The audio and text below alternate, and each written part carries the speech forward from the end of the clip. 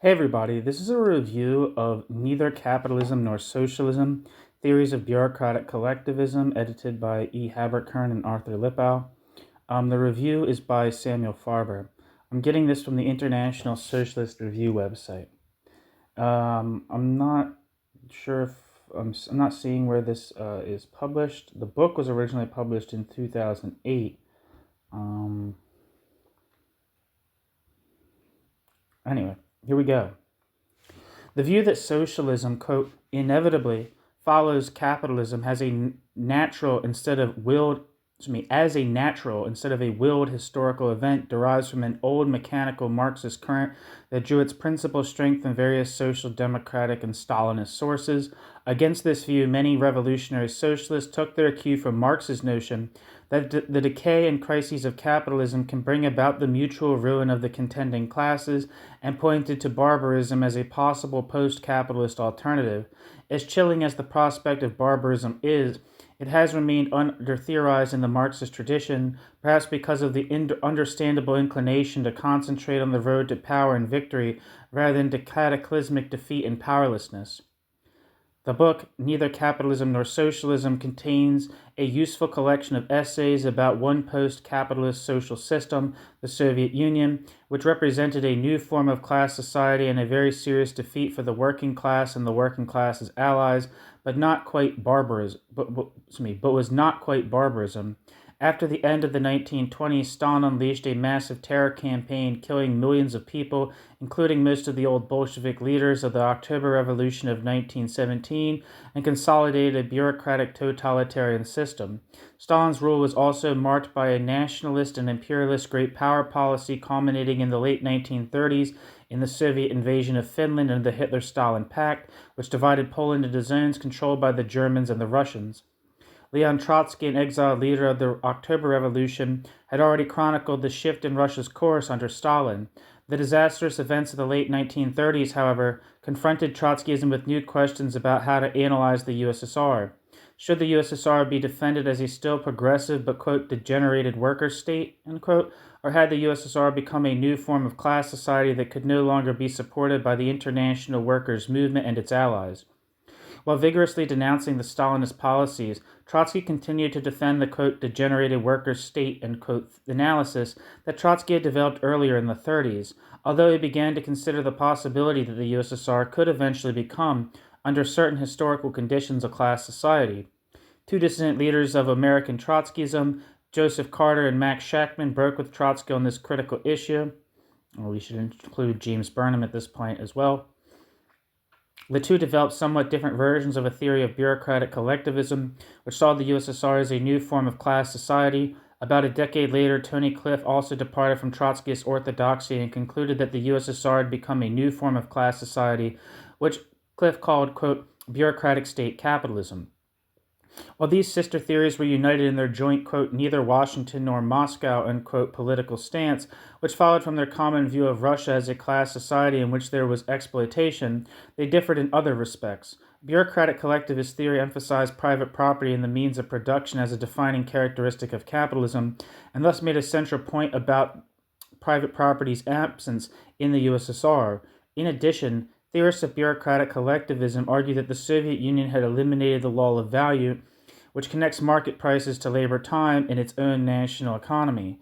Cliff, on the other hand, had pointed to capital accumulation as the defining element of capitalism and maintained that the law of value prevailed in the USSR through the mechanisms of international competition and preparation for armed conflict with other powers. I think this is kind of, to my understanding at least, from what I know about Cliff, this is a bit of a misrepresentation of Cliff. Cliff did not view the law of value as being operative in the USSR. The law of value was operative in the capitalist world system, I guess it would be the right word for it. And as an isolated state, the Soviet Union was compelled to adopt capitalist methods of production, especially driven towards accumulation.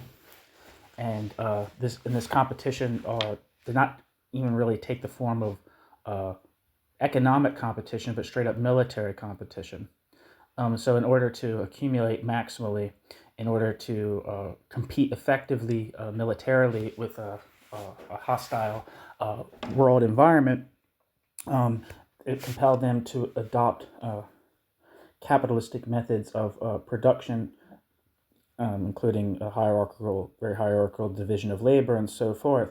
But the law of value itself was not operative inside the USSR, as far as I know about Cliff.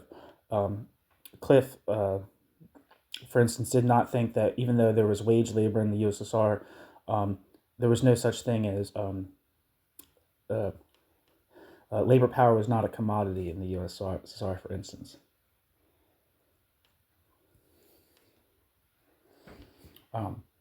As a result of the debates between the supporters and critics of Trotsky's position, other major issues in Marxist theory were also discussed and are explored in some detail in this volume.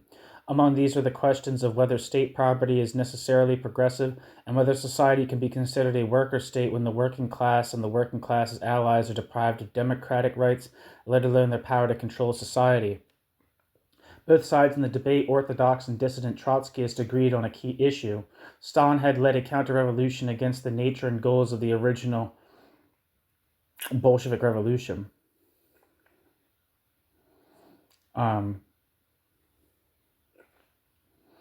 Again, this seems kind of like a problematic assertion, right?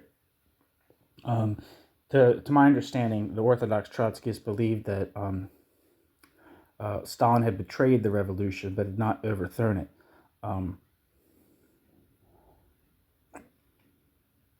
And that the USSR remained socialist, or at least halfway socialist, on the grounds that it continued to keep the keep the economy nationalized.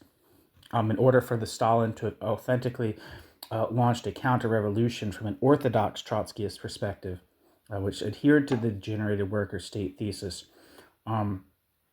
Stalin would have to abolish the nationalization of the means of production. There's actually a quote from Trotsky, something to the effect is like, in order to reverse a revolution, you have to not only betray it, but overthrow it, or something to that effect. By branding Stalin as a counter-revolutionary, Trotskyists gave a new meaning to a term that had usually referred to the effort to return society to the way it was before the revolution. But the political and social system that Stalin created was radically different from the Russian society that existed before 1917. To address this problem, one could argue that Stalin was a counter-revolutionary from a normative revolutionary socialist and democratic perspective. But viewed from a purely descriptive perspective, there is no doubt that Stalin was a revolutionary, although a revolutionary from above. After all, Stalin had led an incredibly brutal process that shaped an entirely new form of class society with its own internal dynamic, and revealingly in this context, had generated social and cultural demagoguery against what he claimed were the remains of the old pre-revolutionary privileged order. In addition, he considerably expanded his empire to encompass Eastern Europe in the aftermath of the Second World War. This expansion surprised the orthodox Trotskyists, who had characterized Stalinism with such categories as conservative, reformist, and centrist. These traditional left-wing categories are based on a logic applicable to opposition parties and movements that are primarily nationally based, but they were irrelevant and inapplicable to a new empire and its political agents abroad. These functioned primarily along the lines of the logic of organizational machines, power politics, and the national self-interest of the USSR as defined by its rulers in Moscow. It was a calculus based on these considerations and not on the traditional left/right, reform/revolution notions that determined Stalin's boldness or caution under varying circumstances. For those Trotskyists who thought that the USSR had become a new class system, one important question was whether the new system would be limited to the USSR. Did the USSR become a new class society because of a unique and non-reproducible set of circumstances, the isolation and decay of a workers' revolution in a backward country under capitalist encirclement? Max Shachtman originally thought so in 1941, but he was wrong then, as subsequent world developments amply demonstrated.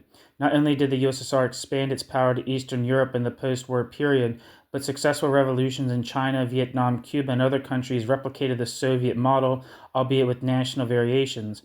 In his analysis of, quote, deflected permanent revolution, end quote. Tony Cliff showed how the peculiarities of the peasantry, working class, and intellectuals in many third world countries facilitated the autochthonous reproduction of the Stalinist model as a perceived way out of internal social decay, national subordination to imperialism, and economic underdevelopment. But are the economically developed capitalist countries immune from the sort of fate that Tony Cliff analyzed in the context of third world countries? Or are the forces of social decay and the systemic economic crises of late developed capitalism encouraging the growth of forces advocating the replacement of advanced capitalism by some new form of class society? Conservative analysts of capitalism have long pointed to forces generated by capitalism that, to one degree or another, are out of step with the nature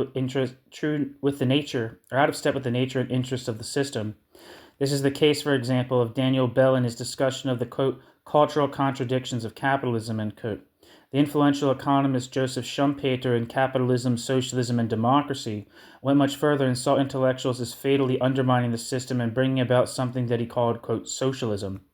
To illuminate these and related questions, the volume under review includes 2 articles of the Marxist scholar Hal Draper, a leading proponent of the theory of bureaucratic collectivism, published in the Socialist Quarterly New Politics in 1962 and 1963, respectively titled Neo-Corporatist and Neo-Reformist, and The New Social Democratic Reformism. For many years before the publication of these articles, Draper had been researching and writing on the sources of what he called, quote, socialism from above, end quote. This was a central theme of his major essay, The Two Souls of Socialism, which was first published in the socialist youth magazine Anvil in 1960. This piece has been republished many times since then and has been translated into Spanish and other languages and has had a major impact on several cohorts of socialists. Concerned with the tendencies within mature capitalism toward the development of bureaucratic collectivism, Draper focused in his 1962 piece on the work of W. H. Ferry and other people associated with the Center for the Study of Democratic Institutions. This is an influential liberal think tank located in Santa Barbara, California, which was founded by Robert Hutchins, the reformer of higher education and famed former chancellor of the University of Chicago. Looking for a better and more efficient system than private capitalism, these thinkers latched on to the corporate managers as a group who would rise above the narrow and selfish interest of shareholders and work for the benefit of society as a whole. In this, they were following and building on the legacy of A. Burrell, who had years earlier proclaimed that in modern America, power had shifted from the old private property system of shareholders to a new managerial class. What Ferry and his associates were proposing fit very well with classic corporatism. Draper saw these new and older forms of corporatism as a, quote, framework for the radical reform from above of capitalist society through what were thought of as, quote, non-statist or non-political channels. It looked to a transformation of society not through a struggle for political power, but through the assignment of social power to, quote, autonomous bodies, end quote. The new order would consist of a commonwealth of corporations run by non-statist civil servants who would be highly competent experts. To be sure, workers were to be incorporated into this scheme through the inclusion of unions on a very explicit class collaborationist basis. Democracy was clearly not an important concern for the efficiency-minded people working at the Center for the Study of Democratic Institutions. Not surprisingly, these thinkers shared the notion that the capitalist and Soviet systems were converging with each other, an idea that with a wide intellectual and academic following at the time. Draper's shrewd presentation and analysis of the perspectives of the thinkers at the center stimulate and provoke other types of questions that he did not address in his 1962 article. Foremost is the question of agency. Why would managers, who have always been amply rewarded by corporate capitalism, be motivated to follow the advice of elitist academics and intellectuals and turn against the system? Or put in another way, what possible crises and reasons could lead the highly privileged managers to an unlikely turn against the capitalist system? Or would conditions of severe crisis lead other forces to bring about systemic changes that would benefit the managers and bring them to power? There are also questions concerning the historical period in which these corporatist intellectual and political tendencies flourished. With the benefit of hindsight, one can look back at the greatest economic boom that the Western capitalist world has ever experienced, which lasted from the end of the Second World War to the early 1970s. Even conservative analysts, such as Edward Luttwak, in his Turbo Capitalism, have pointed out that this economic boom did not take place under the neoliberal nostrums that are today considered indispensable to economic growth. Instead, the boom took place within the context of a regulated capitalism featuring important welfare state institutions, although more so in Western Europe than in the United States. These were the outcome of the working class upsurges and the regulatory and Keynesian policies of the Depression 30s and the virtual state capitalism of the Second World War. Was the center's lubrication another symptomatic expression of this depression to boom period, which also featured the competition with the Soviet bloc, thereby giving birth after the 1953 death of Stalin to the notion of convergence among important circles? It is clear that such thinking declined after the 1970s, witnessed by the receding influence of the liberal think tanks and the rising hegemony of major conservative think tanks such as the American Enterprise Institute and the Heritage Foundation, which were unknown or did not even exist earlier. Another question would be, what kind of economic and social conditions are likely to revive, if at all, the corporatist intellectual and political tendencies that were so influential up to the 1970s? These types of historical questions come up again upon reading Draper's 1963 essay on the new social democratic reformism. Draper noted that the old social democratic reformism of Edward Bernstein in Germany and the Fabian Society in England looked for the gradual transformation of capitalism into socialism. Draper described this perspective as, quote, an inherent process working out through patchwork changes, however minute but cumulative in effect, which would eventually mean that capitalism itself grows into socialism without any visible break in the continuum of change. Capitalism would not be, quote, abolished, let alone, quote, overthrown. Capitalism would become, quote, socialism. But by the 1960s, this old reformism had almost disappeared. The French socialist prime minister, Guy Mollet, besides no longer being a traditional reformist on the domestic front, had become a vicious imperialist in his pursuit of the colonial war in Algeria. The German Social Democratic Party officially gave up Marxism and socialism in the Bad Godesberg program of 1959. In the United Kingdom, Anthony Crosland, the main official theoretician of the Labour Party, fully endorsed the capitalist system. But Crosland, whom Draper concentrates most of his attention, took full employment in the welfare state so much for granted that he thought they were no longer an issue under debate. In fact, Crosland, who also advocated the ideas of convergence with the Soviet system, believed that the British government should do more, not less, for example, to ensure greater equality of opportunity through education, a traditional bulwark of great inequalities in the British class system. Crosland's politics look way to the left of Tony Blair and Gordon Brown, the neoliberal labor apostles. Today, the goal of full employment is a mirage totally dependent on the capitalist business cycles, tweaked by the management of interest rates, and privatization has been the order of the day, whether in terms of the National Health Service or other social services. But nationalization is perfectly in order to protect the capitalist system from the effects of their greed and the recurring crisis generated by their system.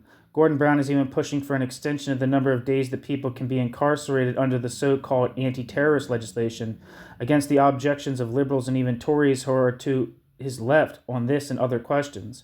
It's ironic that Crosland had limited the definition of capitalism to laissez-faire economics, so even by Crosland's definition, both Blair and Brown are capitalist politicians, pure and simple. These dramatic changes in social democratic thinking pose the key question of whether they were primarily due to changes in the fortunes of capitalism and, quote, what it could afford, unquote, the declining strength of the workers' movement, or a combination of the above.